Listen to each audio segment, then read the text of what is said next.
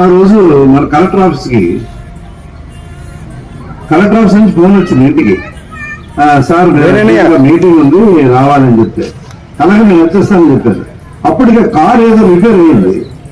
Car repair అయితే నేను ఎప్పుడు వస్తాడని ఫోన్ చేస్తే అప్పుడు సెల్ ఫోన్ వెళ్ళావు.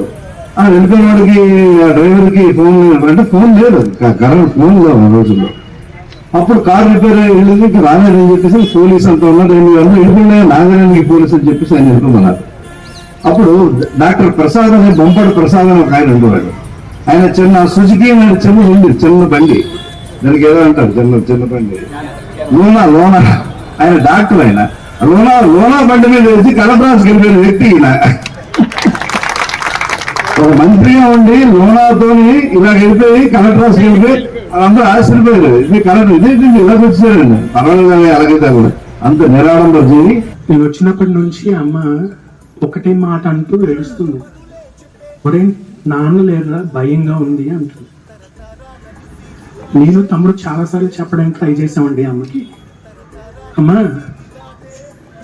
మనల్ని ఇన్నాళ్ళు భయపడకుండా మన వెనకాల ఉండి ప్రేమతో అభిమానంతో ముందుకు పట్టుకెళ్ళింది ఈ ఊరు. అలాంటి ఊర్లో మనకి భయం ఏంటమ్మా? ఇవాళ నేను మా నాన్న కొడుకుగా మిమ్మల్ని అందరినీ అడగట్లేదు, మిమ్మల్ని అందరినీ రిక్వెస్ట్ చేస్తున్నా.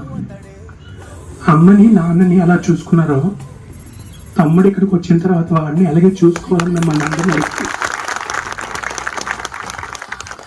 ఇక్కడ పెరిగిన అమెరికాలో పనిచేసిన నాన్న ఎప్పుడు చెప్పింది ఒకటి, మాకు